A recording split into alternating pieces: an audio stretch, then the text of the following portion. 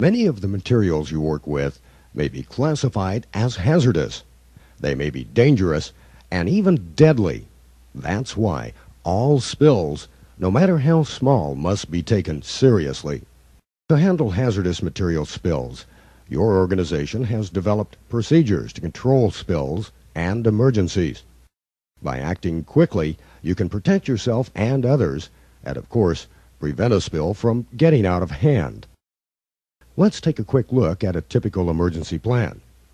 The plan clearly explains what you should do or not do in the event of a hazardous spill.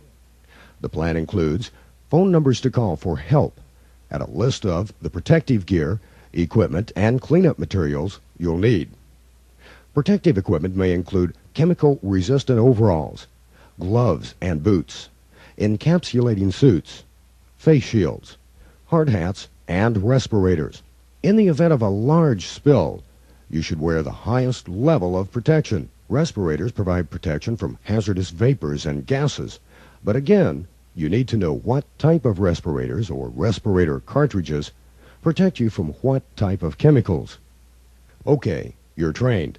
You have adequate supplies, materials, and there's an emergency. A spill or major chemical leak. What do you do? Well, first, don't panic.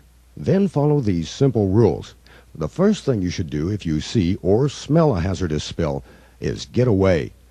Move a safe distance away and turn off any potential ignition sources if you can. If you don't know the hazardous material or how to properly deal with it, then stay away from it and wait for someone with more training or experience. Identify what you saw. Just think for a second. What was it?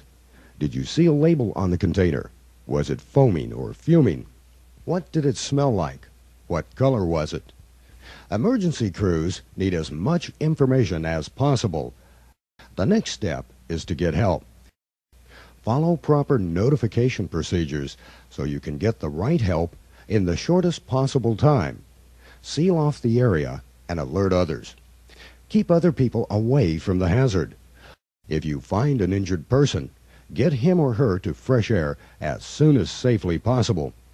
Keep the victim warm and quiet, and get medical treatment as soon as possible. The Material Safety Data Sheet, or MSDS, is required for every chemical you work with and can be obtained by asking your supervisor. The MSDS will tell you the name of the chemical, its hazards, and what to do in case of an emergency. Signs and labels help identify the hazardous material and how to deal with it.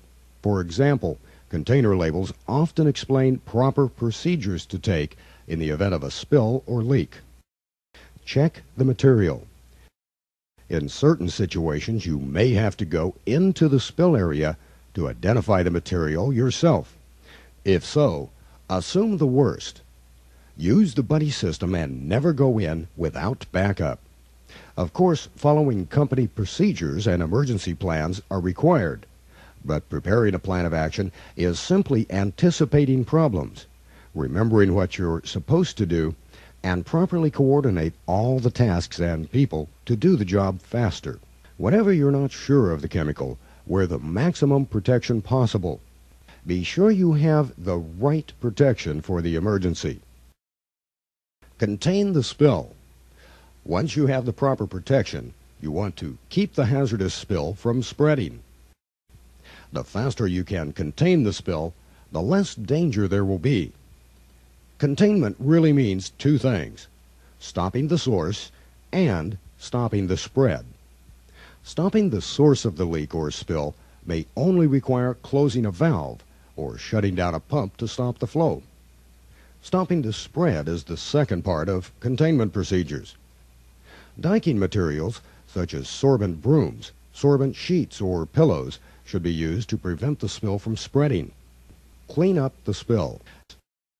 Use the right clothing and equipment, and always approach a spill from upwind. Absorb the spilled material with appropriate sorbents, and place the contaminated sorbents in a container that can safely hold and store the spilled material. After the spill has been contained and cleaned up, the sorbents you use to control the spill must be properly packaged, according to local, state, and federal regulations. Safely dispose of all disposable coveralls, gloves, and respirators. Decontaminate all non-disposable items, such as shovels, scrapers, respirators, self-contained breathing apparatus, protective clothing, and even vehicles or other equipment used in the cleanup. Review what happened to make sure it won't happen again, and evaluate your emergency plan and what you did.